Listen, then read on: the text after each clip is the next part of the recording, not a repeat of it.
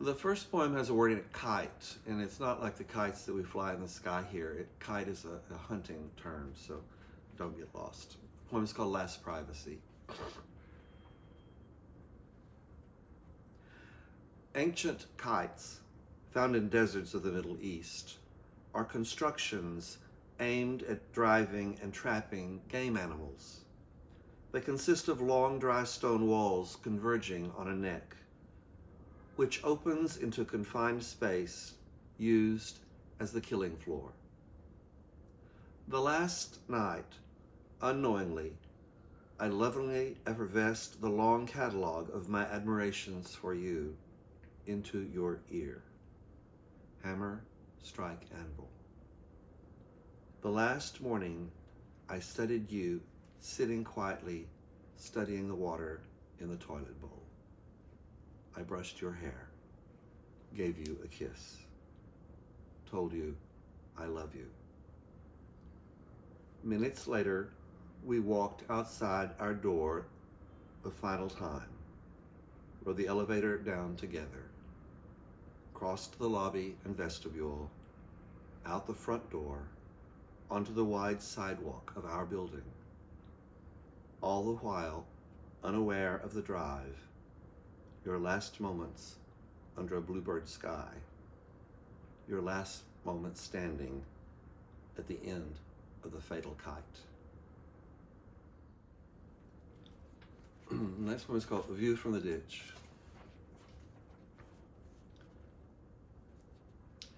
It's nice to have dominion over serpents and scorpions, to live with another set of eyes, to trust nothing by any means shall hurt you, life's possibilities and mysteries, to be petted and to pet. Jesus and Luke, who is my neighbor? And before that, Leviticus, how shall the stranger be treated? The sojourner fallen among thieves, the man in pain. Empathetically, the Samaritan's view reaches toward the man in pain. The view from the bottom of the ditch where the dog shits. Why flaunt your good blessings? Why bother to cast aspersions on those whose wings are clipped, no fault of their own?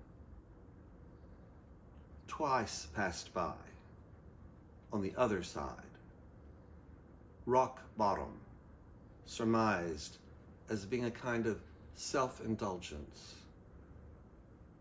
The Samaritan goes to the fallen sojourner and bestows him mercy.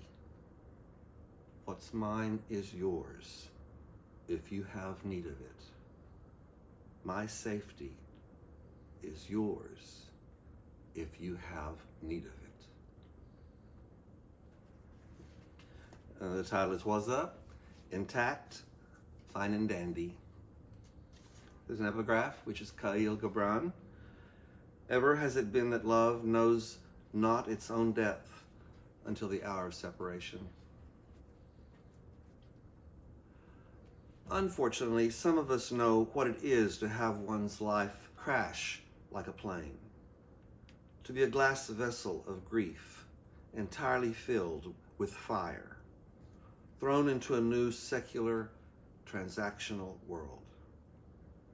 $1 pizza, $1.50 for pool, more than 20 will get you more attention. I started with a single man, Harold and Maude, in summer of 42. I feel a bit like a sage wandering along in the underworld at times, like a character in Cabaret or Rent, or maybe even The Blue Angel. Do you know Gus Van Sant's Mala Noche? Damned autocorrect keeps wanting to make it male note.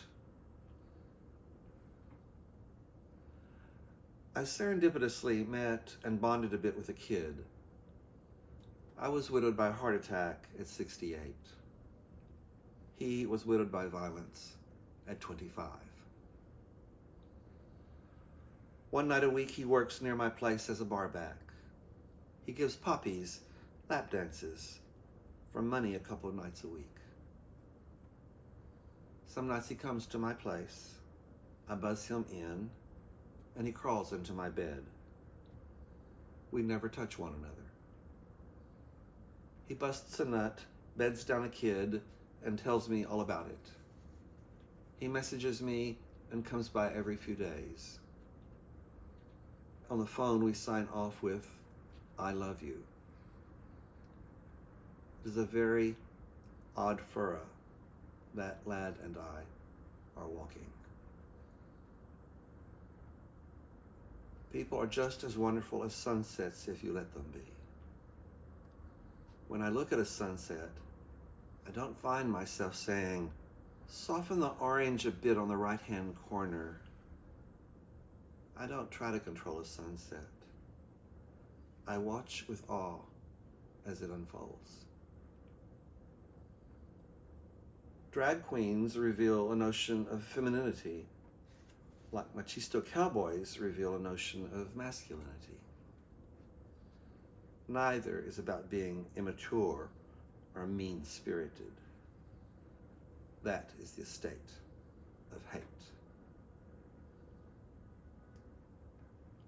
Detach from what one can. Care for what one must. One can grow something, organs, antlers, velvet, almost anywhere if one understands the rules of engagement and the principles of specific care. Whatever you want, I can make you happy. Just a kid I know, a young man, a lamb. I know another lamb. Shall we take in some version of the Greek tragedy Orpheus and Eurydice? Puccini's La Bohème? Verdi's La Traviata? Some version of The Lady of the Camellias? Charles Ludlam's Camille? Moulin Rouge? Everyone so anxious. The young so full of misgivings and hope.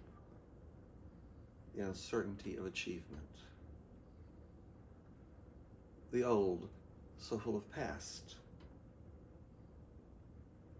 Trivial encounters of daily existence are in the end what most of life is. It was not my case. My days of building were full of extraordinary people, adventure and travel, amazing places, read by history, a chorus of lovely languages and shelves full of great books.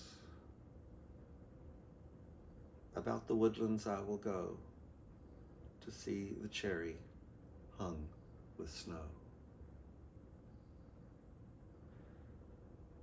That we care so much leads to our despair. The attachment of hope leads to despair, leads to constant repair, entitlement, victimhood. Aimless, abandoned, hurt, lost everything that meant something to you, emptier than the sound of your own echo. Learn to worry less about what lasts, about what things cost. Every moment is just a fragile bubble. Look to the skies, resistant to worthless obedience, obedient only to the universe. Resilience, fuel, scarcity, cold, fire, interaction, eternity, majesty, sanctity, sanctuary. Acknowledgement. Please, no cheers, no clowns, no advice, or lunging ahead or away, no trying to fix it. No distraction or reckless knee-jerk projects. No attempting to make things better. Simple dishes of comfort welcomed. Just your company. Just being heard makes things better, even when they can't be made right. Thank you for your support. Thank you for listening.